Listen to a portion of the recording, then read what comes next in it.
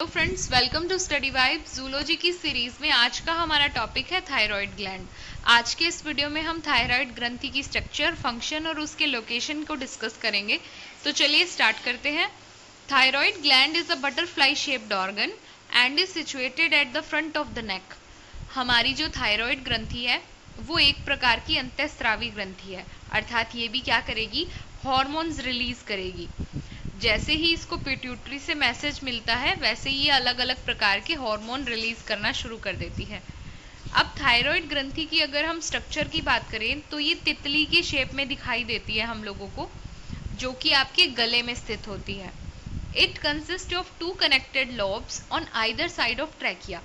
हमारी जो ट्रैकिया नलिका है उस नली के दोनों तरफ थायराइड ग्रंथि की 2 पालियां पाई जाती हैं। The lower end of the lobes is connected by thyroid isthmus, which is a thin band of connective tissues.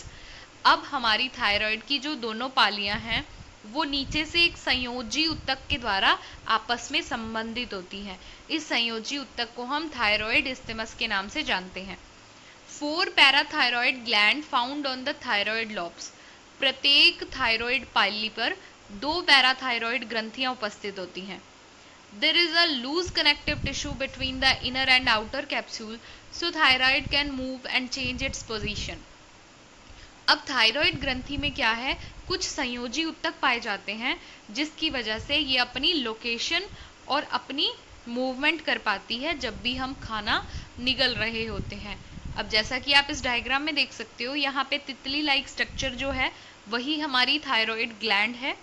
इसी के साथ ही आप इसी ग्लैंड के अंदर 2 पालियां देख सकते हो। एक तरफ राइट लोब है, दूसरी तरफ लेफ्ट लोब है, जो कि आपस में इस्थेमस द्वारा कनेक्टेड है। अब ये जो दोनों लोब्स हैं वो ट्रैकिया के दोनों ओर हैं। अब हम बात करेंगे hormones produced by thyroid gland.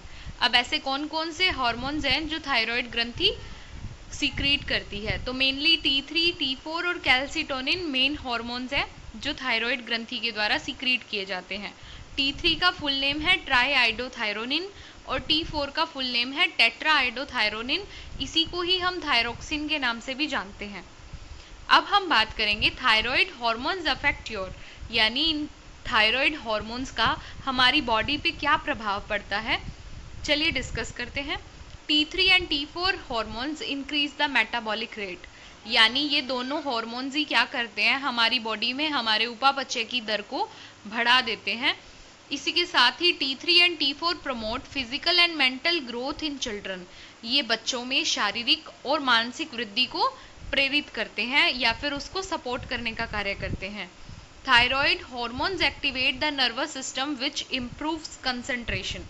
अब थायराइड हार्मोन की वजह से हमारा जो तंत्रिका तंत्र है वो एक्टिवेट होता है, जिस वजह से हमारी जो ध्यान केंद्रण की शक्ति है वो अच्छी होती है।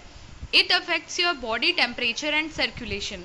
इसकी वजह से हमारे शरीर का तापमान भी नियंत्रित रहता है, इसी के साथ ही हमारी बॉडी का परिसंचरण भी कंट्रोल होता है। Over active thyroid. Over active thyroid में क्या है, यानी नॉर्मल स्थिति में अगर हमारी थायराइड वर्क कर रही है तो हमारी बॉडी नॉर्मल बिहेव करेगी, बट कुछ केसेस ऐसे हैं जिसमें थायराइड ग्रंथि या तो अति सक्रिय हो जाती है या फिर बहुत कम मात्रा में सक्रिय होगी। सो जब भी हमारी जो थायराइड ग्रंथि है ज़्यादा मात्रा में सक्रिय हो जाती है तब हम इसे बोलेंगे हाइपरथायरॉयडिज्म।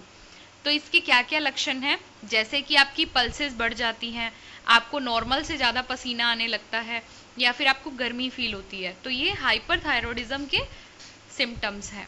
इसी के साथ ही जब भी आपकी ग्रंथि अंडर एक्टिव होगी, यानी बहुत ही कम मात्रा में सक्रिय होगी, तो उस कंडीशन को हम हाइपोथायरॉयडिज्म कहते हैं, जिसमें आपको फीलिंग टायर्ड, यानी आप थके थके महसूस करोगे, आपको थकान जल्दी मिलेगी। इसके साथ ही आपके बाल जो हैं वो झड़ने लगेंगे, आपकी स्किन भी है वो शुष्क या ड्राई पाई जाएगी। आई होप आपको मेरा वीडियो अच्छा लगा होगा। So please like, share and subscribe and thanks for watching.